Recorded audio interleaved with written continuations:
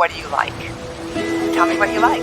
There's value in that because it almost gives the brain like a vacation, right? Holistic health is completely underappreciated, but so critical.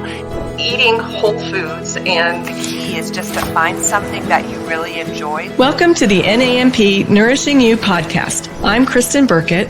And I'm Diana Wally. We're your hosts for NAMP's podcast dedicated to connecting holistic health enthusiasts with each other to share practical information from the holistic wellness space for enhanced vitality.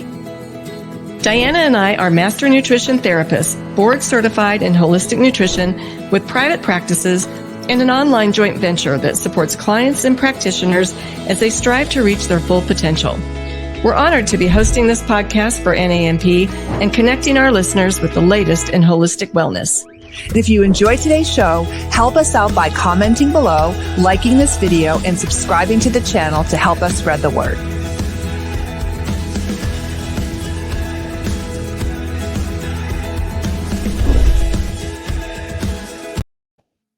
Hi, everyone.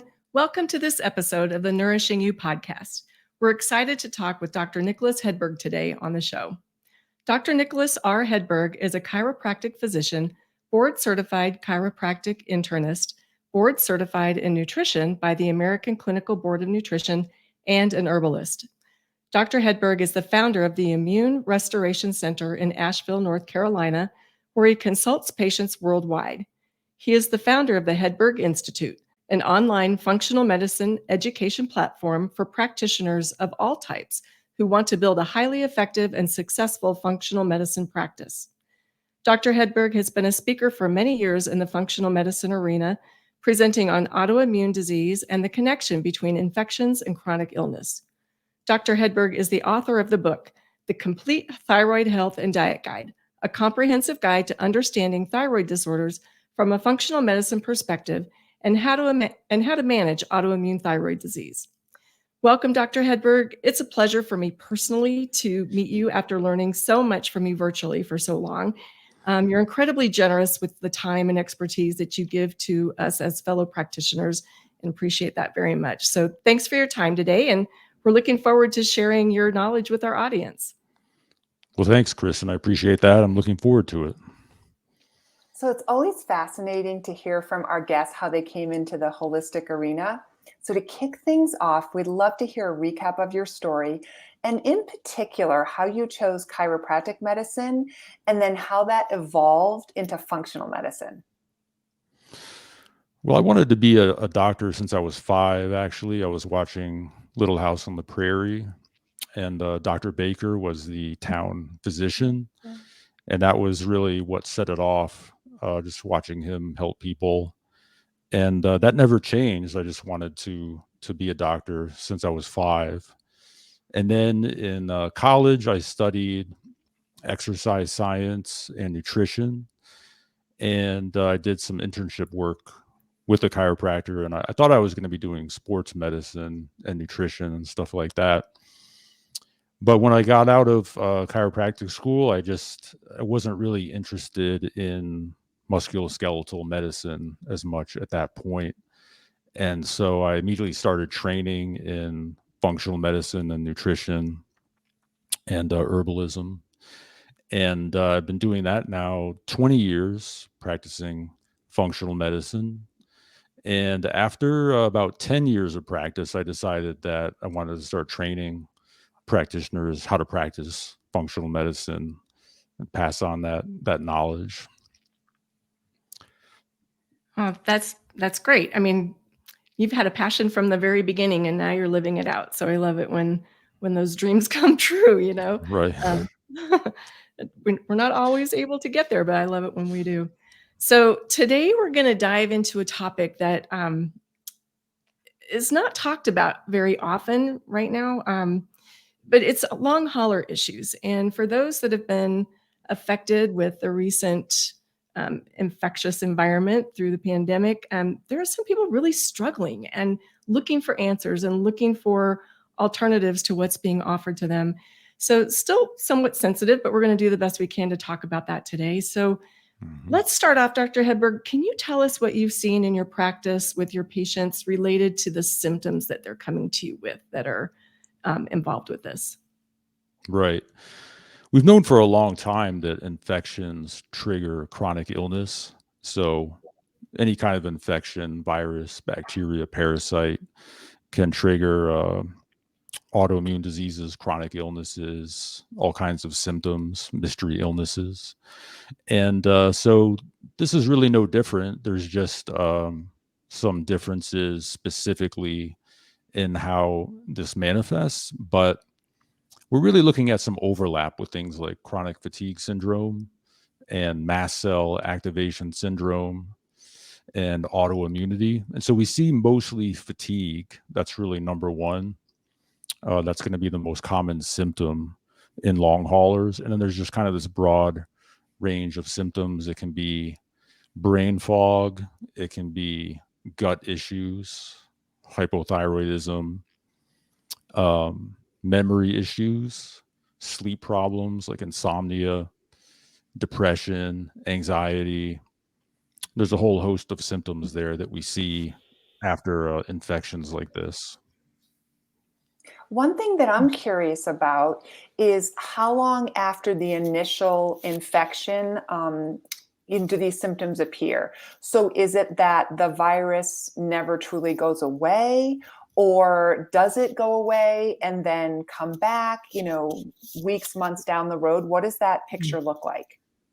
Yeah, that's a great question. Essentially, you can have, number one, you have damage from the immune system. One of the things to understand is that viruses don't damage the body. It's our immune systems that damage the body. So you can have initial damage from the strong immune response to the virus, and that damage can persist depending on what organs and tissues are damaged. But you can also have what's called viral RNA persistence. So this is an RNA virus, and fragments of the virus can persist in the body for months to years. And your immune system knows everything that's going on in your body. So if there's still fragments floating around or in various tissues, the immune system is going to know that, and it's going to try to address those fragments, and that can lead to chronic inflammation and immune activation. So what we're finding is that you can have immune system dysregulation for 8 months. One of the most recent papers shows 8 months, but it can actually last longer than that because parts of the virus are still in the body in certain cells, like monocytes.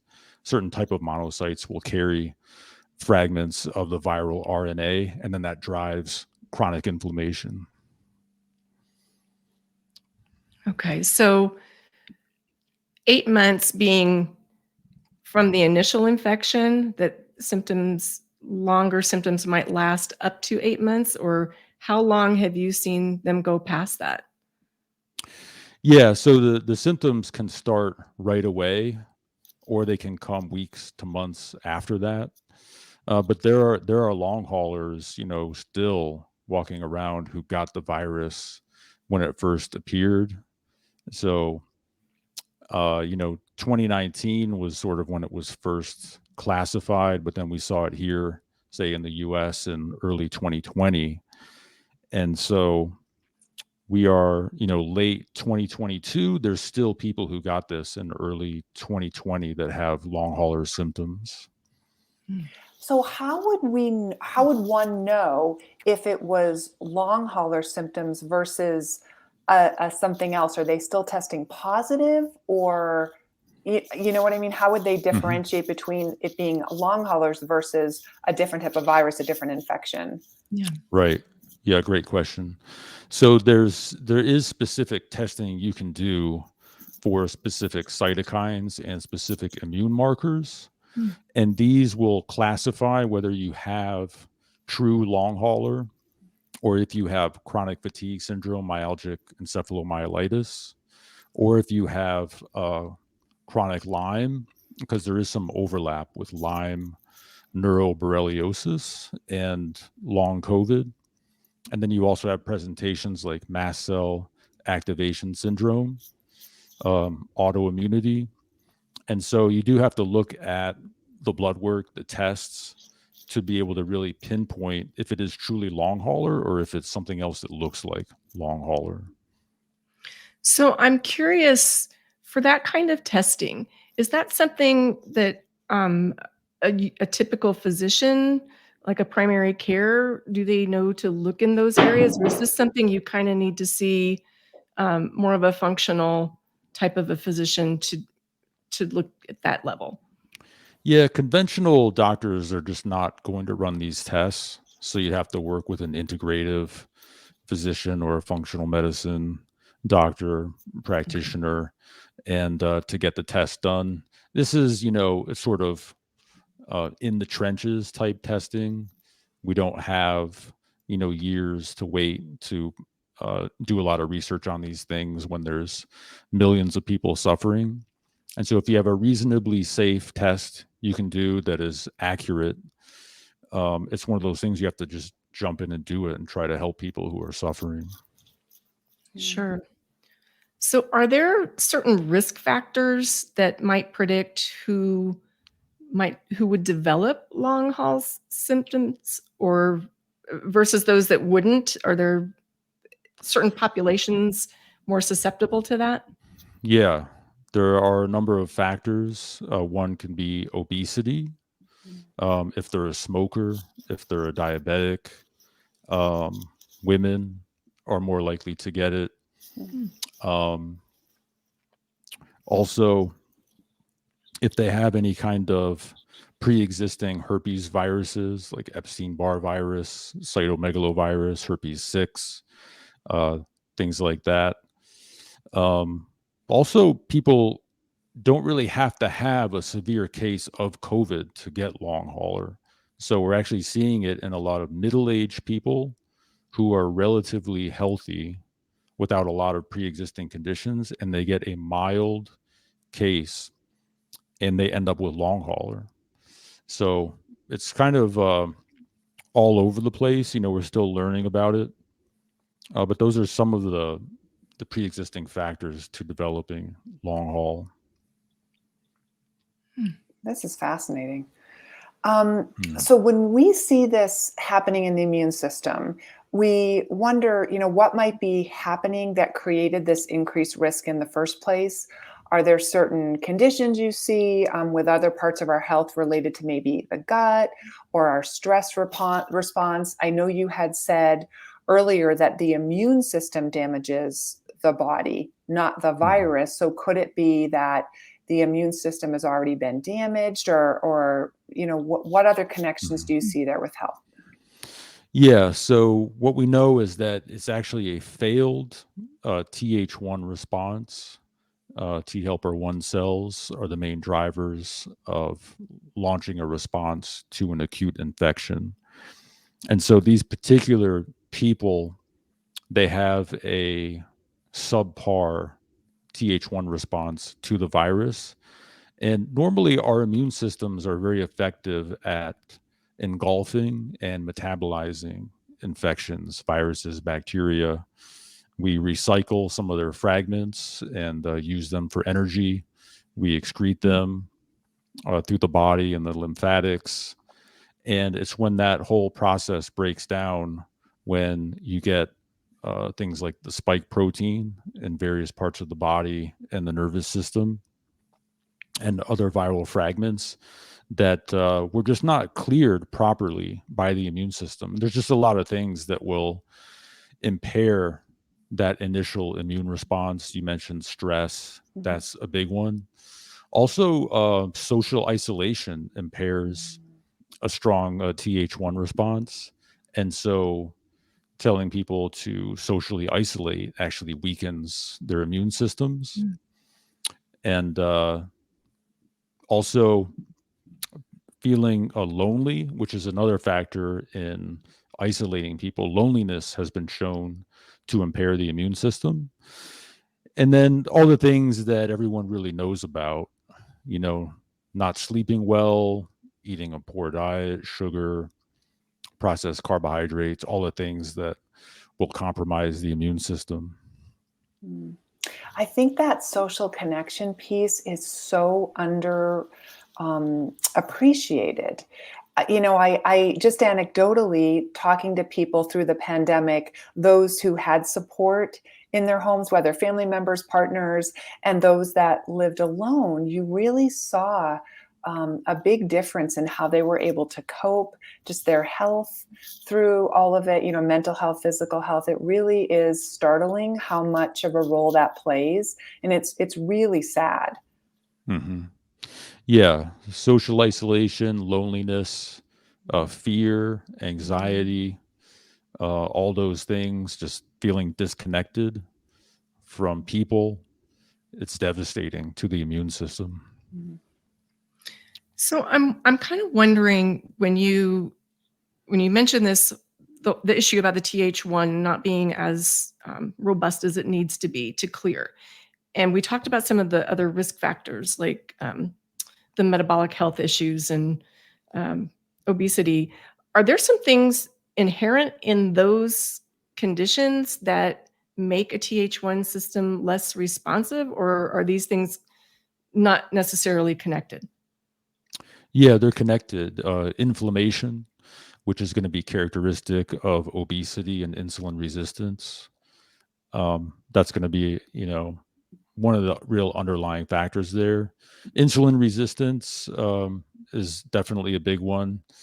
And then what we call the body cavities, if there's issues there, like the gut, the lungs, the sinuses, the urinary tract, any issues with those body cavities will also impair immune function.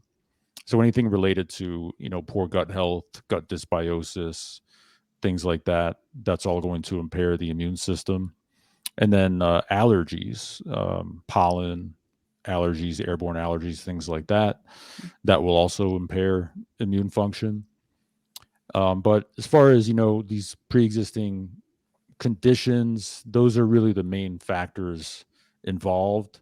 It's mainly going to come down to inflammation, insulin resistance, gut health, and prior immune system health to getting infected. And you had mentioned a connection with long haulers and some other conditions, such as I think you mentioned herpes and some other things. So if someone is experiencing the long haulers issues, do you see other things crop up? So then does their herpes flare? Does maybe another autoimmune condition flare? Does their insulin resistance gets worse? What do you see? Do you see any common themes here with people that are suffering? Yeah, I mean, we definitely see reactivation of latent herpes viruses, Epstein-Barr, cytomegalovirus, herpes 6, herpes 1 and 2. And then we'll see shingles as well, which is the chickenpox virus, varicella zoster. That's also in the herpes family. These herpes viruses, we all have them. And normally our immune systems control them very effectively. But whenever there's a insult to the system that compromises the host's resilience, these herpes viruses are opportunistic microbes. And so if they see an opening, they're going to take it and they're going to replicate. So as far as infections go, that's, what we see a lot of. But we'll see all kinds of things, like you said, we'll see their insulin resistance gets worse because fatigue is the main symptom. So what happens is they can no longer exercise. And so they lose muscle mass. And as we lose muscle mass, we become more inflamed and more insulin resistant. And also not being able to exercise, you lose cardiovascular health and function. And then one of the big ones that we haven't talked about yet is the microcirculation. And so the microcirculation is really damaged in these patients. In fact, there was a study done and it found that those with long hauler, their capillary blood flow was actually the same as those in the intensive care unit with the virus. And so repairing the microcirculation is key to getting these patients better. So talk about why, I love that you touched on that because I've heard you talk about that before. Why is that, just for the people listening, why is the microcirculation so important? Is it about getting oxygen to cells, nutrients to cells? Why is that such a big factor? Yeah, I mean, the microcirculation is everywhere. It's the last feeding system to all the body tissues, all the organs, the brain, the nervous system, the heart, the thyroid, kidneys, I mean, everything. And so if that vascular dynamic is damaged, then yeah, like you said, I mean, oxygen is going to be inadequate. Micronutrients, all the vitamins and minerals can't get there, hormones.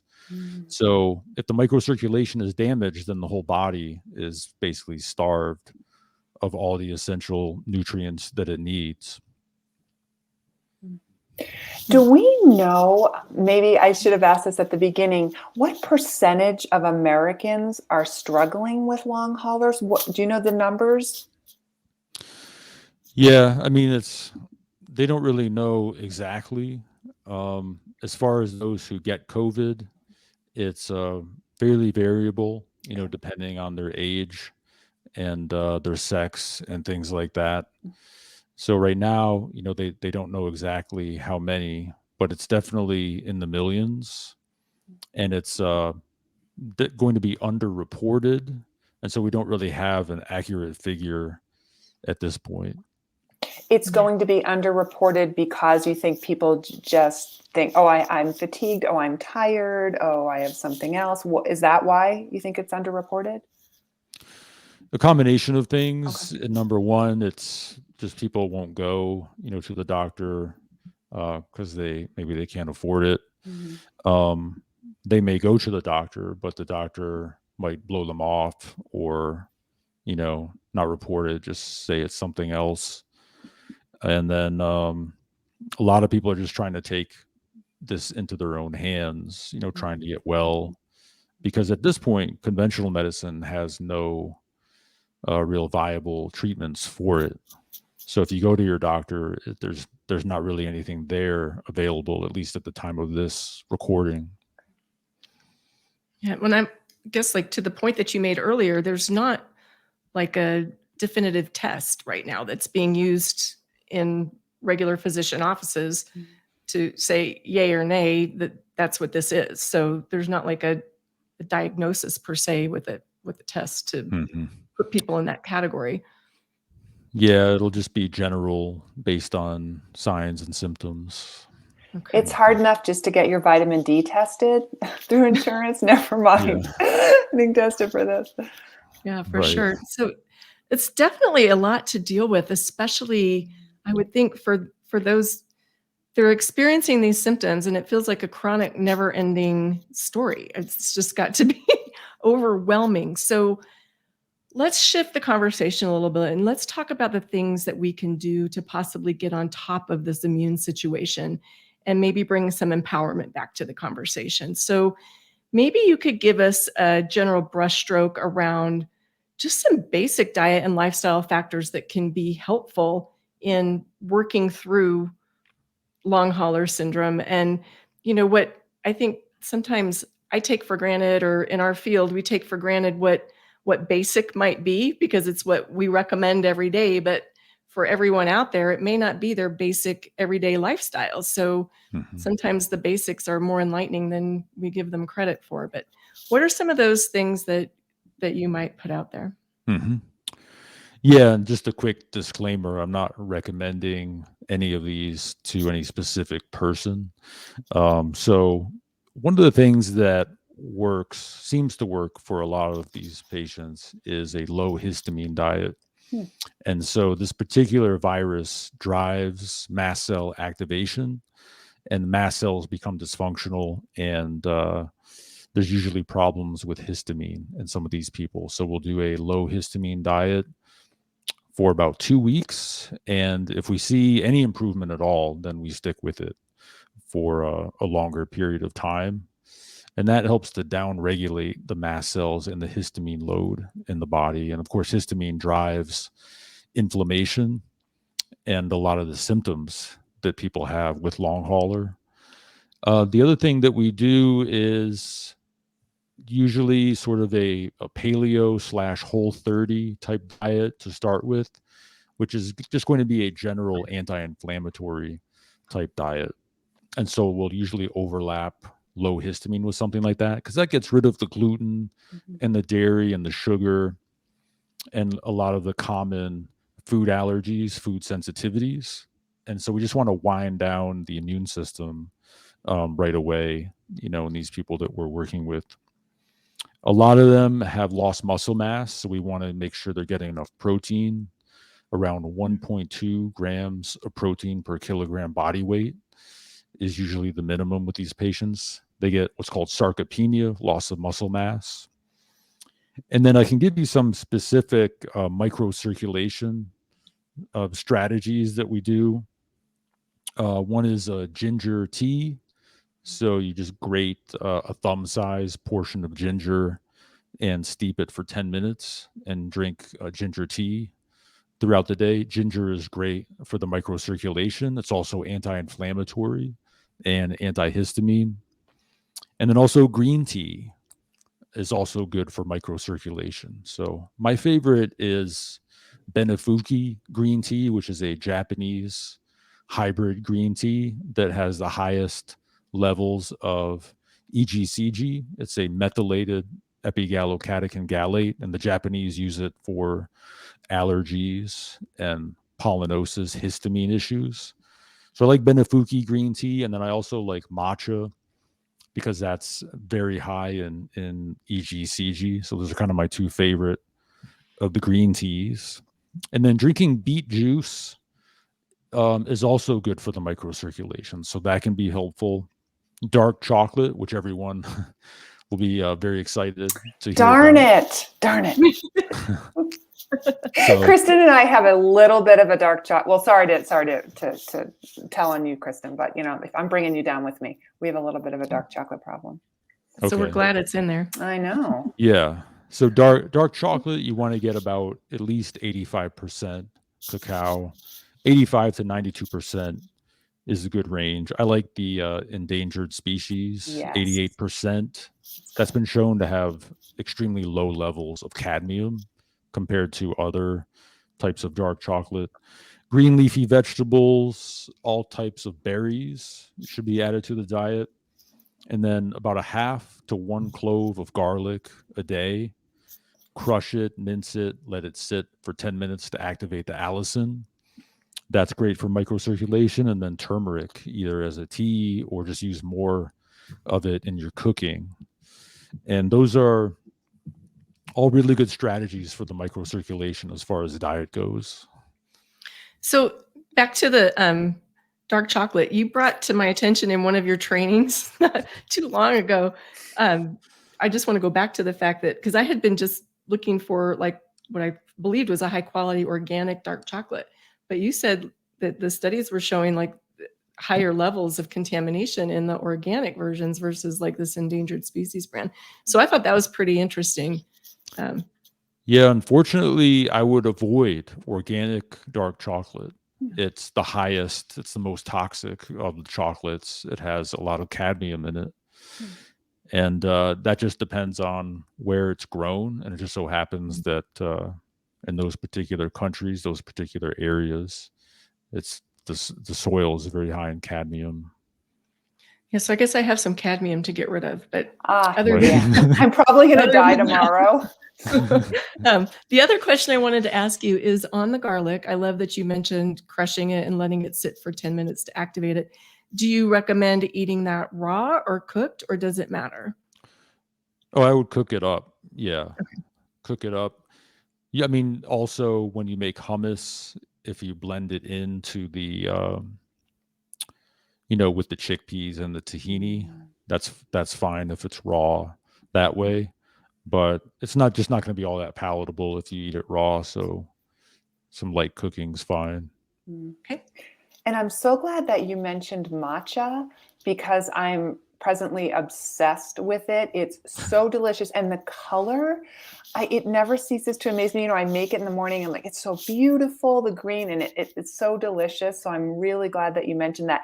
And it's L-theanine. Is that right? That that it helps. So it's has the component L-theanine is in there. So it helps to give you a really consistent energy throughout the day versus where caffeine can sometimes make you jittery, and it's such a lovely food. So our listeners should try it, and I'm so glad it's on your list. Yeah.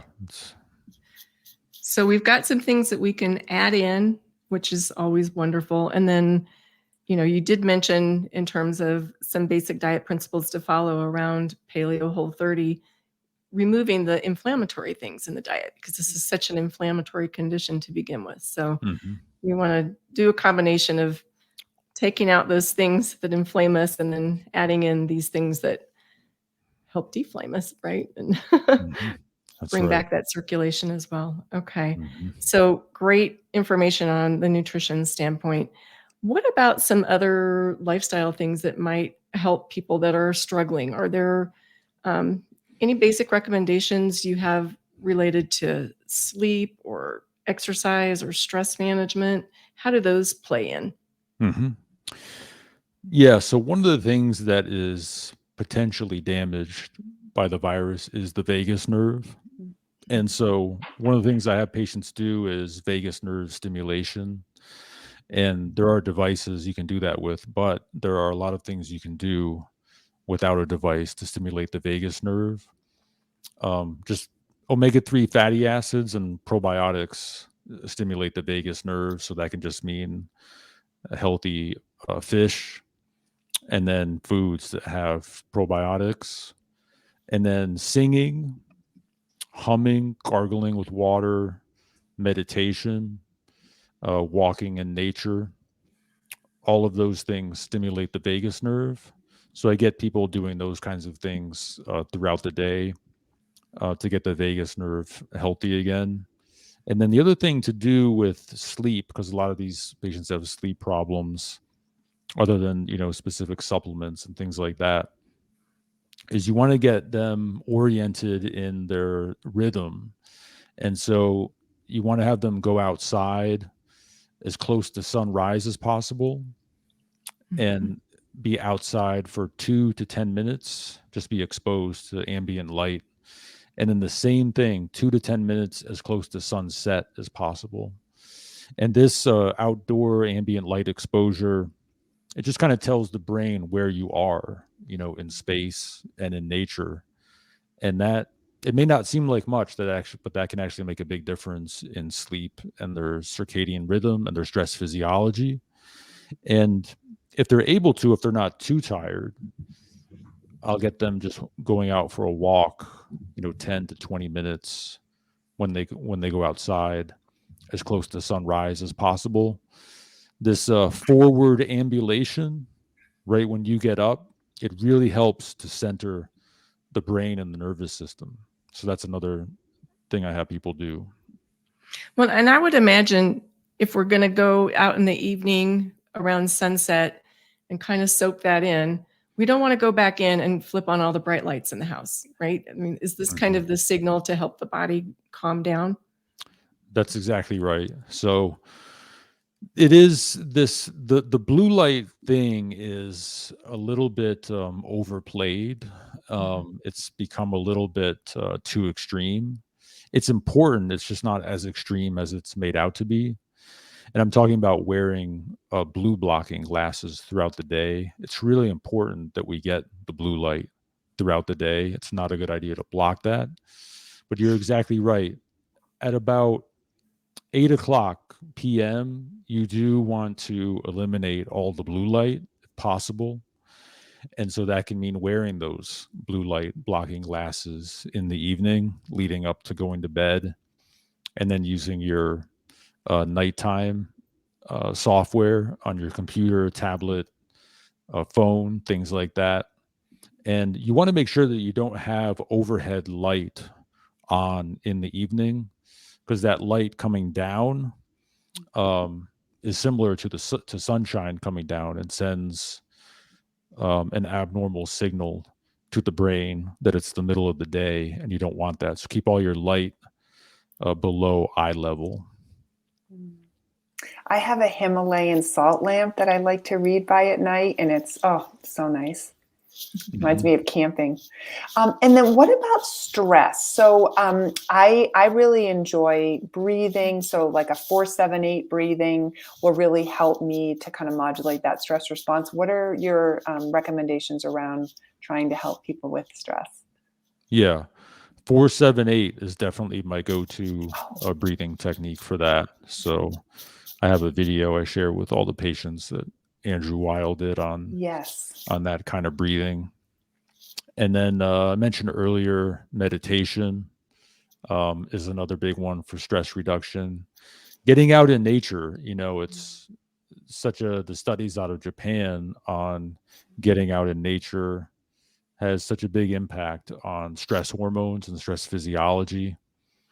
Like if you go for a walk in a city versus going for a walk in nature, the immune and hormone profile is just completely different, even though it was the exact same amount of walking distance. So try to get people outdoors as much as possible. And then journaling works for a lot of people. I found some people just don't like meditation, and that's fine. It just doesn't work for them. And so journaling's very helpful in that regard. Gratefulness journal, loving kindness, things like that. I would think it's, with how much stress the body is already under dealing with the issues that this brings on, that anything you can do to help offset and offload that is super important.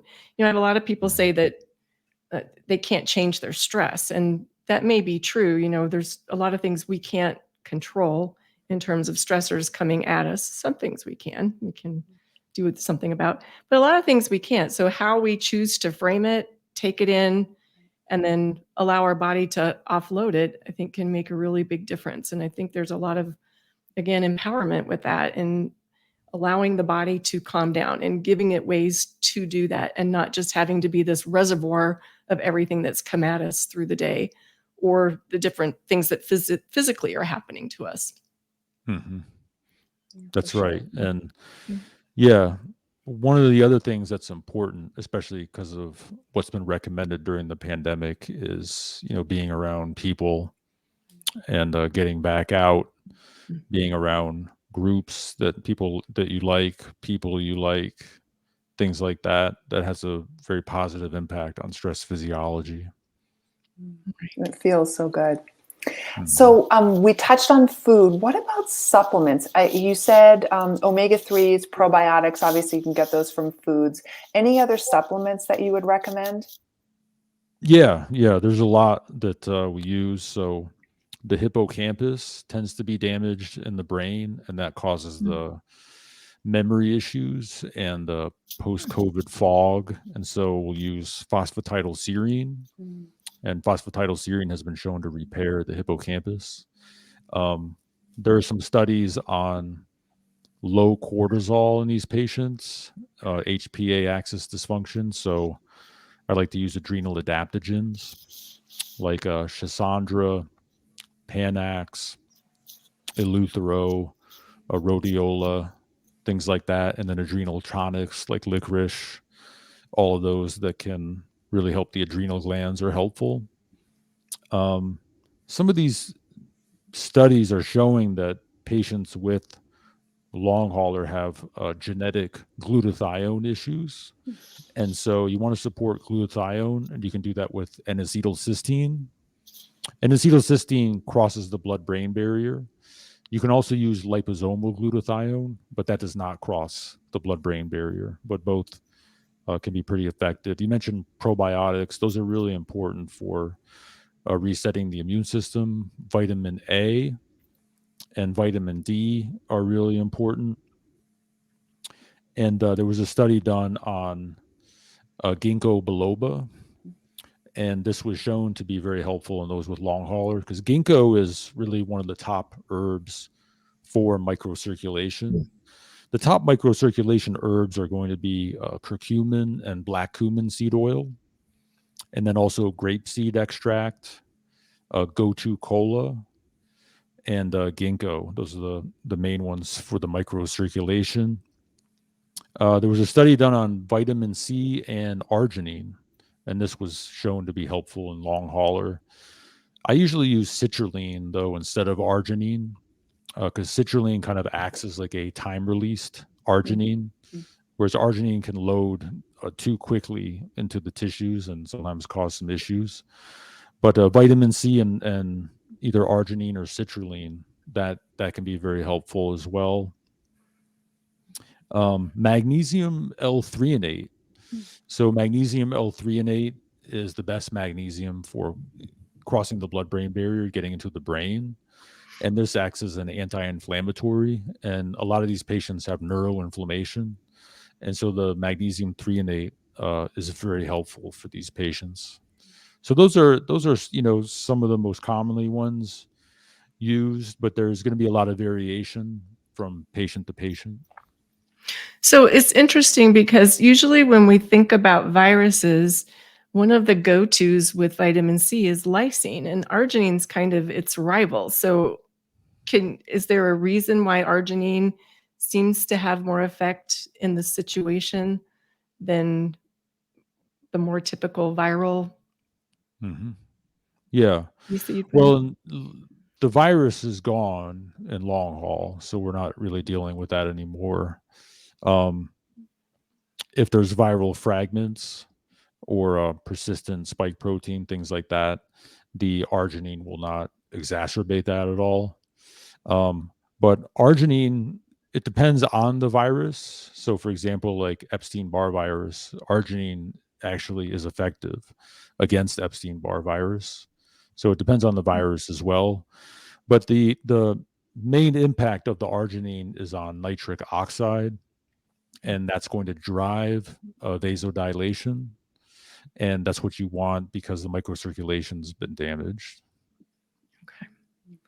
That's good to know. And so I know there are a lot of people out there that, are buying supplements off the shelf to try to help themselves, but maybe not having as much of the research to understand what can help and what can't. So if someone is post-infection and they're dealing more with this long hauler issue, are they better off not adding the lysine in? Does that counteract the arginine, or is there an issue with that? Yeah, I would not use lysine in long hauler. Even if they have a reactivation of herpes viruses, I would still not use lysine. There's other things that are a better choice for chronic herpes virus reactivation. So my top 3 for that would be cordyceps, which is a mushroom that really helps to drive a strong Th1 response, balance the immune system, and it's antiviral. And then monolaurin, which is lauric acid. This is very effective against herpes viruses. And then anything you can do to boost glutathione, like I mentioned, like the N-acetylcysteine or liposomal glutathione, that's going to be very helpful against these chronic herpes viruses. Good to know. And, I guess we should just say, you said this at the beginning, but everyone's very unique. And so just going out and loading up on all of these is not necessarily going to be the right thing for every individual. So finding somebody to work with that's knowledgeable on this research, I think, is really important to customize what's going to work for them. That's exactly right. Yeah. Sometimes I hesitate to mention a lot of the supplements because people will just go out and buy them. But, it's good to know about them, and then you know what to ask for when you're working with someone. And the quality is really important. So that's why we would recommend working with someone that's qualified versus going to your local store and buying something off the shelf. So just keep that in mind too. Right. Yeah. Was there anything else you wanted to add about some of these strategies that could be supportive and empower somebody to be able to work through this kind of chronic issue that we didn't touch on? Yeah, one of the other things I didn't mention is there was a study done on oral dysbiosis connected to long hauler, and so I just want to mention it's really important that you have good dental health. So if you have dysbiosis in the mouth, if there's issues with the gums and the bacteria there, that can be a driver of long hauler. And so you want to just have really good dental hygiene while you're working through this. Because if you have oral dysbiosis, that'll create issues with the gut downstream. And also, oral dysbiosis, it'll create systemic issues like systemic inflammation. Very good. Is there a way you approach that? Because I don't think going and buying the Listerine is probably what you're thinking of here. I mean, there's a couple of companies I like. Risewell toothpaste. It's all natural, has herbal medicines in it. And that particular toothpaste, you brush, and you're not supposed to rinse and spit it out. You just leave it in the mouth on the teeth, and that has a lot of good natural antimicrobials in it. But beyond that, I mean, it's just the usual flossing like you should, picks, brushing like you should. And then your diet is, of course, a big part of a healthy oral microbiome. Right. We don't want to kill the good stuff at the same time. So the typical mouth rinses are probably not your best friend for that. So, all righty. Right. Thanks. Exactly. That's a good point. Well, I know I'm speaking for Kristen in that we really appreciate how you bring all of these different aspects together, from nutrition to lifestyle, all the different things, which is really what holistic health is all about. So we'd love to know about you personally, how you incorporate these strategies into your own life. So give us a sneak peek. Yeah, I mean, I do a lot of the things that I mentioned. When I get up in the morning, first thing I do is go outside. If the sun's coming up, I get out there for 2 to 10 minutes and go for 10, 20-minute walk, get the forward ambulation going. I'll usually have a glass of salt water when I wake up. A lot of people don't know about that. Quarter to a half a teaspoon of salt in a large glass of water. Has to be the right kind of salt, unrefined Celtic sea salt or Redmond's real salt, things like that. And if you're drinking a lot of water throughout the day and you're not balancing that with salt, that can cause some fluid and electrolyte problems. But most people will tell you they just feel better, more even keeled throughout the day, more stable blood sugar, mood, energy, having some salt water in the morning. And then I meditate twice a day, usually like 25 minutes twice a day, first thing in the morning, and then usually in the mid to late afternoon or before dinner. I do, 4-7-8 breathing throughout the day. And my diet, there's really not much to say about that. I mean, it's just really on point from everything I eat, everything I drink. Try to follow the 90-10 rule. So 90% of the time, eat what I'm supposed to. 10% of the time, eat things that I really like.